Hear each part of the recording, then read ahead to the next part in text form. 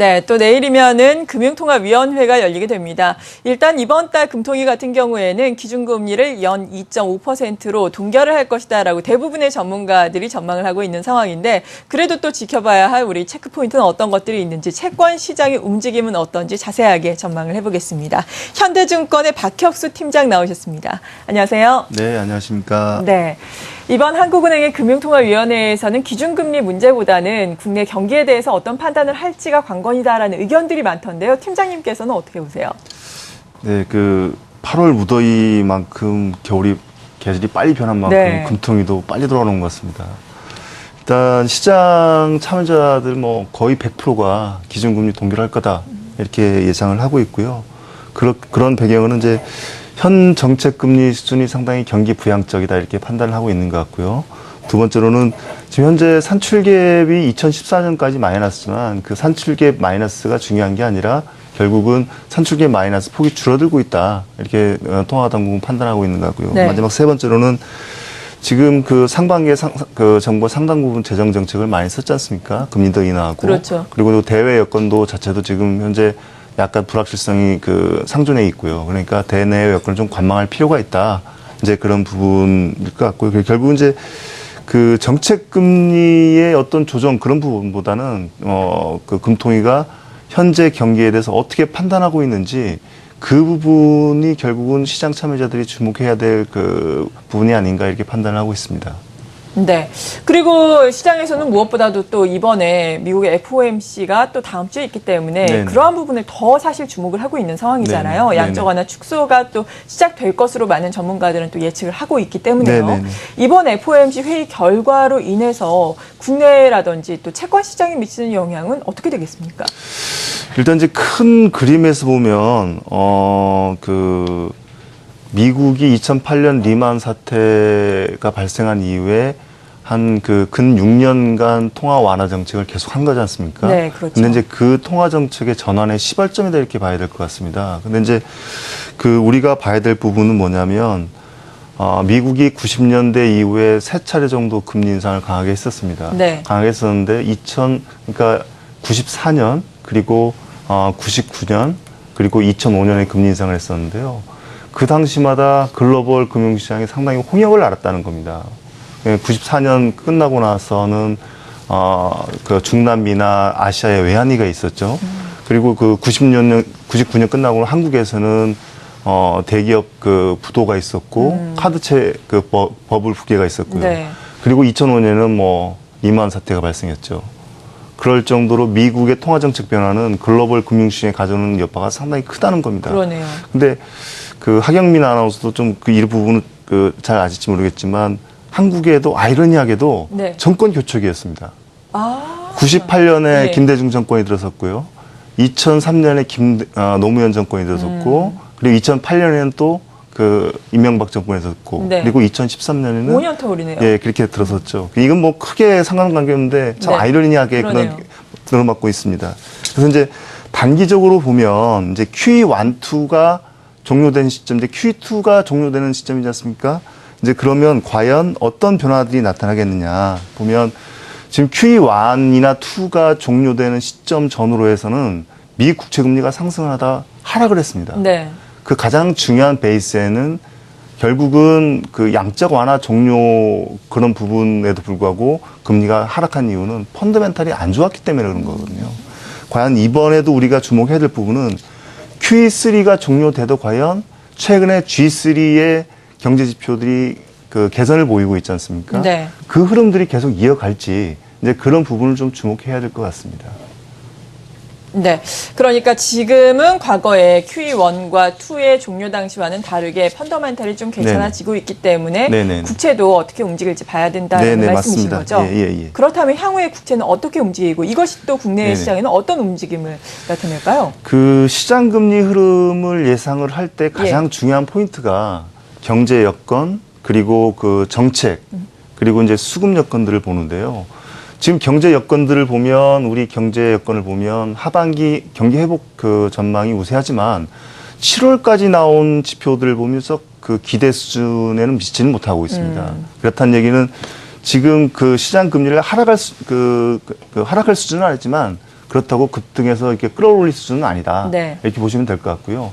통화 정책은 이제 지금 보면 추가 인하 금리나 기대감이 완전히 떨어졌기 때문에 이것도 어떻게 보면 시장금융의 중립적이다 이렇게 볼 수가 있겠고, 수급은 지금 시장에서 보면 어떻게 보면 이제 그 시장에서 참여자들이 얘기하는 꼬였다는 표현을 쓰는데, 금리 상승에 대비해서 기관 투자가들이 상당히 보수적인 그 투자를 하고 있습니다. 이제 그렇게 보면 지금 보면 시장 전반적으로 보면 시장 금리 상승이 약간 우위를 보이고 있다, 압력이 우위를 보이고 있다 볼 수 있는데, 미 국채 금리 상승이 한국 그 금리에 미치는 영향은 상당히 크다고 볼 수가 있겠습니다. 네. 지금 그 2001년 이후에 미 국채 금리와 한국 국채 금리의 상관관계 지수가 0.8 정도 됩니다.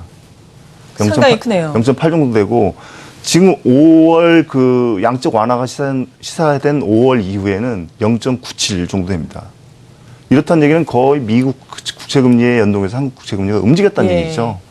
상당히 그 시사한 바가 크고요. 그 이면에는 외국인들의 선물과 현물 시장에서 움직임들이 상당히 시장에 영향을 많이 주고 있습니다. 많이 주고 있는데, 사실 그 현재 보면 그 채권 시장의 발행 잔고가 한 1,500조 정도 됩니다. 그러니까 주식 시장 지금 시총이 한 1,248조, 50조 정도 되죠.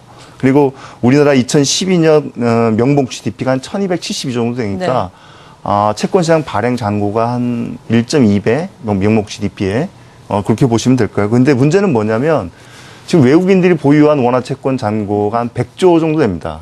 100조 정도 되는데 전체 채권 볼륨 대비 한 7% 안팎 정도 되는데, 그렇게 되면 주가에서 외국인이 차지하는 비중이 한 32% 되지 않습니까? 그보다 네. 훨씬 낮은 수준인데도 불구하고 문제는 뭐냐면 시장 흐름을 주도하는 통환채나 국고채의 외국인의 보유 비중이 집중이 됐다는 겁니다. 그러니까 통환채 같은 경우는 통환채 발행 잔고의 한 24%가량이 외국인이 들고 있고요. 그리고 국고채 같은 경우는 한 16%를 외국인이 들고 있습니다. 그러니까 이 외국인들이 만약에 그 엑소더스를 할 경우에 채권 시장에 상당히 부담이 될 수가 있다는 거죠. 네. 네, 그렇다면 외국인들이 지금 우리나라에서 나갈 경우에는 채권 시장에 부담이 될 수 있다라고 말씀해 주셨는데, 나갈 가능성이 좀 있다라는 말씀이신 건가요? 지금 여러 가지 정황상 보면 예. 그 지금 문제가 되고 있는 국가들이 지금 인도, 인도네시아, 터키, 브라질 국가들이지 않습니까? 네. 근데 이들 국가들과 한국은 기본 여건상 상당한 차이가 있습니다. 그렇죠. 무슨 차이가 있냐면, 일단은 이들 국가들은 경상수지가 적자입니다. 그렇기 때문에 자본 수지로 그걸 메워왔고요. 그리고 또 두 번째는 CDS 프리미엄에서도 이들 국가는 한국과 상당히 괴리가 있습니다. 외환 보유고에서도 많은 괴리가 있고요. 네. 근데 문제는 뭐냐면, 미국이 양적 완화를 실시할 경우에 한국도 신흥국 그룹에 속해 있다는 것이 문제가 되는 그렇죠. 겁니다. 예. 예, 그러니까 이들 문제가 되는 국가들보다 영향은 덜 받을 수 있지만 그 영향은 불가피하다는 거죠. 불가피한데, 지금 보면 그 5월 달에 양적 완화가 시사된 이후에 한국 국채 금리가 그 세 차례 정도 점핑 과정이 있었습니다. 네. 그런데 첫 번째 그 점핑 과정이 5월 초에 있었는데, 김중수 총재가 약간 매파적인 발언을 하면서 1차 점핑 과정이 있었고요. 2차 점핑 과정은 5월 22일에 버냉키가 양적 완화 축소를 시사하면서 금리가 한 차례 급등했고요. 네. 세 번째가 6월 달에 6월 FOMC 회의 끝나고 양적 완화 로드맵이 제시되고 나서, 그러고 나서 금리가 점핑을 했거든요. 그러니까 상당히 한국 채권 시장의 양적 완화 그 축소 이런 그 이슈에 대해서 상당히 민감하게 반응했다는 거죠. 그렇기 때문에 9월 FOMC 회의에서 현재 850억 달러 그 자산 매입 그런 부분들을 일정 부분 축소한다고 발표가 날 경우에도 상당히 채권 시장에 영향을 받을 가능성이 크다는 거죠. 그리고 최근에 외국인들 움직임을 보면 선물 시장에서는 미 국채 움직임에 따라서 매수 매도를 번갈아가면서 하면서 시장을 교란시키고 있고요. 예. 현물 시장에서는 7월 달에 채권 보유 잔고가 한 102조 정도 됐었는데, 현재는 지금 100조 정도로 2조 가량 지금 팔고 나갔다는 겁니다. 그러니까 지금 외국인들의 한국 시장에서의 선현물 시장에서 움직임들이 좀 심상치 않다는 거죠. 네네. 그렇군요. 네. 일각에서는 또 FOMC 회의에서 양적 완화 축소는 이미 좀 어느 정도는 기정사실화됐기 때문에 규모가 좀 적을 경우에는 외국인들의 매수세가 계속해서 이어질 수 있다라고 의견을 내기도 하는데, 실제 수치상으로 보자면은 좀 주의를 해야 된다라는 네, 말씀이신가요? 그러니까 주식시장 같은 경우는 좀 다를 수가 있습니다. 예. 영향이 다를 수가 있는 네. 게 이게 그 G3 미국이 양적 완화를 축소를 해도 펀더멘탈에 별 다른 영향을 미치지 않는다 이렇게 판단을 하면 오히려 한국이 여타 신흥국보다 상당히 기초 펀더멘탈이 두드러지지 않습니까? 네, 그렇죠. 그런 측면에서 보면 오히려 주식시장에는 별다른 영향을 미칠 수가 않을 수 있지만 채권시장은 오히려 그 경기가 좋다는 측면들은 오히려 채권시장 악재지 않습니까? 네. 예, 그런 부분들은 채권시장 주식시장하고 다르게 봐야 될 측면들이 있습니다. 아, 그렇군요. 네네. 그럼 경기에 대해서 우리 한국은행에서는 또 어떤 판단을 내릴지 이 부분에 대해서도 구체적으로 좀 말씀을 해주신다면 어떨까요? 일단 그 7월까지 그 경제 지표, 그러니까 산업 생산 지표들이 썩 그 기대에 미치지는 못했습니다. 그런데 8월 수출이 상당히 좋게 나왔습니다. 그리고 한국이 대외 의존도가 높은 상황에서 미국이나 유럽, 중국 경제 지표들이 7월 이후에 상당히 좀 기대 수준을 상회하는 정도로 나오고 있다는 거죠. 그러니까 그렇다는 얘기는 하반기 경기 회복에 대한 기대들이 좀 기대감을 가져도 된다는 말씀이죠. 그리고 실제로 한은도 지금 하반기 3분기 같은 경우 3% 이상 성장을 바라보고 있고요. 2014년에는 잠재 성장률을 뛰어넘는 한 4% 성장을 바라보고 있다는 거죠. 그러니까 저희가 판단하기에는 9월 금통에서 그 한 통화당국 경기를 바라보는 시각은 상당히 좀 낙관적이지 않겠느냐. 그런 부분들은 이제 그런 부분도 영향이 있을 겁니다. 이제 네. 상반기 재정 지출 효과, 금리 인하 효과, 그리고 더불어서 글로벌 그 G3 경제 지표의 개선 이런 부분 영향들 좀 있을 것 같습니다. 네. 그렇다면 앞으로 정책 당국의 스탠스는 우리가 어떻게 예상을 해봐야 될까요? 일단 제가 볼 때는 상당 기간이라면 이제 상당히 그 애매한데 네. 최소한 내년 1분기까지는 현 수준 정책 금리를 유지할 가능성이 높다 이렇게 판단을 하고 있고요. 이렇게 예. 판단할 근거는 그 현재 그 글로벌 경기가 정상적인 경기 사이클을 보이고 있다고 보이지는 않습니다. 어쨌든 금융위기 여파가 아직 이어지고 있기 때문에 그렇죠.